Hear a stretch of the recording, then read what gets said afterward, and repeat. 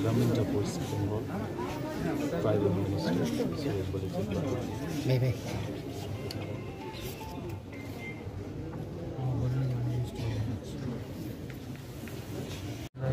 बहुत दरकार चाहिए समाज मतलब जिस पर यही कहीं कहीं आगे छ बिन्ती छ एनसीसी लागु छ तपाईँ अलि चिन्ता गर्न गरेर यो अवसर चाहिँ गरिदिएको छु।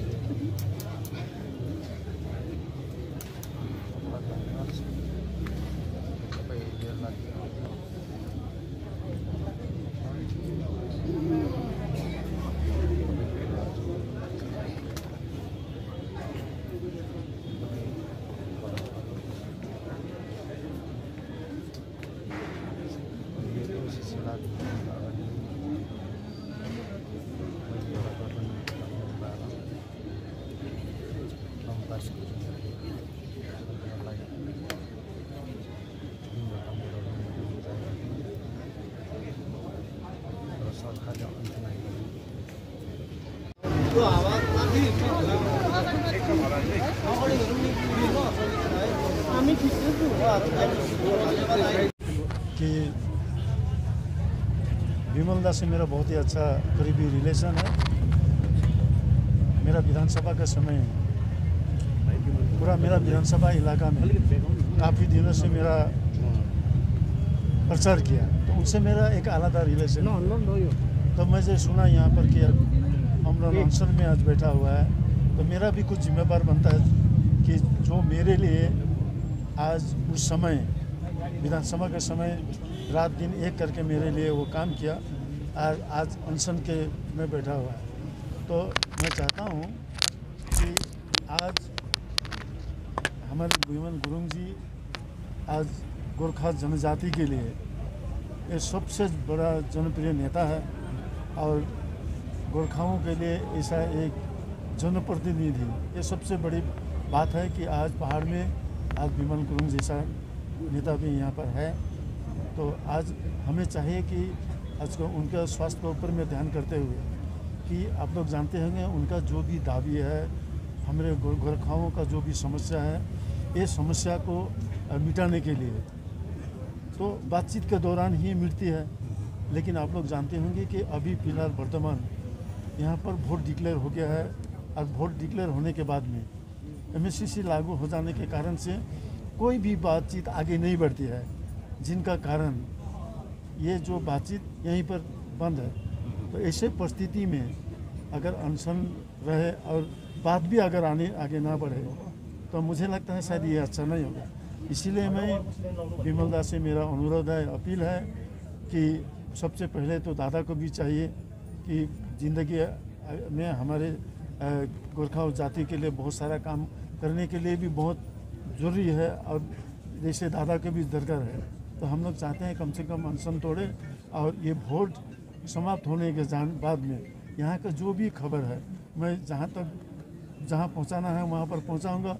उसके बाद में जब सरकार जब भी बुलाती है तो यहाँ पर सारे दल के लोग हैं, विमल गुरुंग जी भी जाएंगे और यहाँ का जो भी दावी है कि समस्या है उसको समाधान करने की कोशिश करेंगे। वहाँ पर बैठ के ही तो समस्या का समाधान किया जाता है। आप पर्सनल हिसाब से आए हैं या कमेंट? देखिए ये तो हमारे मेरा पर्सनल भी है, इसलिए पर्सनल इसीलिए है कि मेरा साथ में उनका एक पारिवारिक रिलेशन है कि नहीं, कि वो मेरे लिए जितना किया है तो शायद आज मुझे अपने आप खुशी है कि कम से कम उसका इस समय में मैं कम से कम उसके साथ में हूँ। तो हम लोग निश्चय यहाँ का जितना भी खबर है हम लोग तो पहुँचाएंगे कि जगह में पहुँचाएंगे ताकि इसका एक विचार विमर्श हो, इसका समस्या का समाधान हो। ये मेरा फर्ज जो भी इलेक्शन आफ्टर इलेक्शन के बाद में इसके ऊपर में हम लोग जगह में हम लोग पहुँचाएंगे। इसके लिए तो मैं यहाँ पर आया हूँ। तो इसीलिए मैं विमल दा से मैं ये मेरा अपील है, अनुरोध है, अपना छोटा भाई समझ के अभी हमारे समाज में, हमारे गोरखाओं के समाज में उनको बहुत ज़रूरी है और उसका अच्छा होने भी दरकार है, रहना भी ज़रूरी है। और ये एमसीसी लागू होने के कारण से बात भी नहीं बढ़ रही है। इसीलिए मैं अनुरोध करता हूँ कि ये अनशन छुटाए और आने वाला दिन गुरुंग जी ने क्या बोला? गुरुंग जी से बातचीत हो रही है हमारे, तो निश्चय मैं उम्मीद करता हूँ कि आज गोरखाओं के हित के लिए जब काम करना है, और अभी तो एमसीसी लागू होने के कारण बात भी नहीं बढ़ रहे हैं, है ना। गवर्नमेंट का तो जो कुछ कानून है, ये कानून के तहत से हम लोग ये बात को आगे भी नहीं बढ़ा पा रहे हैं। तो इसीलिए मेरा यही अपील रहेगा कि बातचीत चलते रहेगी, लेकिन अनशन टूटे और इलेक्शन के बाद में इसका जो भी समस्या हो उसको समाधान करने के लिए बहुत सारे और भी दल के लोग भी हैं, हमारे विमल गुरुंग जी में, सब मिलके ये समस्या का समाधान करेंगे। इसमें कोई बड़ी बात नहीं है। तो आफ्टर इलेक्शन बातचीत जरूर शुरू होगा। इसका आफ्टर इलेक्शन के बाद में हम लोग मैं जब यहाँ पर आया हूँ, मैं जगह में जाके बात को पहुँचाऊँ। मैले अपिल गर्नुभएको छ कि एमसीसी लागू भएकोले गर्दा के बातचीत अगाडि बढ्नु सकेको छैन, उहाँले एउटा अल्छन उठाउने अपिल गर्नुभएको छ। के तपाईँ पार्टीको होइन, अहिले उहाँले तपाईँहरूको अगाडि बात मार्नुभयो है, प्रेसलाई सम्बोधन गर्नुभयो है, र मोडल कोड अफ कन्डक्ट लागेकोले गर्दाखेरि बातचित अगाडि बढ्नु सकेको छैन। तर उहाँले भन्नुहुँदैछ जस्तो मोडल कोड अफ कन्डक्ट सकिन्छ त्यस्तै सरकारले बातचितमा बोलाउँछ भनेर उहाँले भन्नुहुँदैछ है।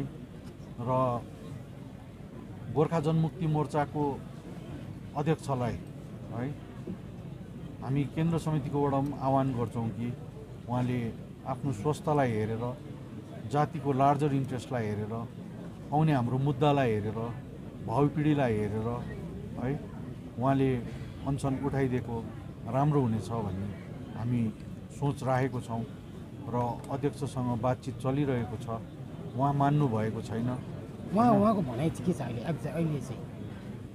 उहाँको भनाइ चाहिँ अब त्यही छ, सरकारले समस्याको समाधान गर्नुपर्छ भन्ने उहाँको भनाइ छ। तर अहिले टेक्निकली हेर्दा त अब एमसीसी लागू भएकोले के एमसीसी लागू भएकोले गर्दा मन्त्रीजीले भन्नुभयो कि अहिले अब मोडल कोड अफ कन्डक्ट लागेको छ है, र इलेक्सन सकिएपछि सरकारले बातचित बोलाउँछ भनेर उहाँले भन्नुहुँदैछ है। र हामी बातचित गर्दैछौँ, के हुन्छ तपाईँहरू पर्खेर बस्नु।